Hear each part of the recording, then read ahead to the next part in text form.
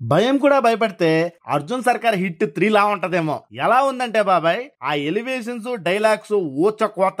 Dasara climax చూస్తే ఎలా ఉంటది, 15 మినిట్స్ నాకు తెలిసి 3 గంటల మూవీలా తీశారు. వైలెన్స్ అంతా కలిపి హిట్ 3 మామూలుగా లేదు. ఇక జమ్మూ కాశ్మీర్ లో ఈ కేసు అంతా నడుస్తుంది. అయితే ఒక్కలను కాపాడడానికి ఎంతటి దూరమైనా వెళ్తాడు, ఎంతటి నరకమైనా చూపిస్తాడు, ఎంతటి నరక యాతనైనా పడతాడు అనేది ఆ పడే ఆయనకే తెలుసు అనే డైలాగ్స్ చాలా క్యూరియాసిటీగా ఉన్నాయి. ఇక మనుషులకి అర్జున్, రాక్షసులకు సర్కార్ అనే డైలాగ్ కూడా క్యాక్ ఉంది. అయితే ఈ సినిమాలో వైలెంట్ నేచర్ మామూలుగా లేదు బాబాయ్. ఇక సూట్ వేసుకుని ఆ నరుకుడు ఎక్క మామూలుగా లేవు. నరికితే అవయవాలు లేసిపోయే లెవెల్లో పెట్టారు. మొత్తంలో చూస్తే నాని అన్నని విలన్ గా చూపిస్తూ ఎందుకు ఇదంతా చేస్తున్నాడనే డౌట్ ని క్యూరియాసిటీగా సూపర్ క్రియేట్ చేశారు. మెయిన్ గా అర్జున్ సర్కార్ ఎంతటి ఇన్వెస్టిగేషన్ చూపిస్తున్నారు అనేది కూడా చాలా బాగా ట్రైలర్ లో ఉంది. అండ్ మాక్సిమం హిట్ 1, 2 సూపర్ ఉంటాయి. మధ్యలో సైన్ దో డబ్బేసింది కాబట్టి హిట్ 3 ని నెక్స్ట్ లెవెల్లో చూపిస్తున్నారు బాబాయ్. అందులో శైలేష్ కాలనీ పరిచయం చేసిందే నాని అన్న.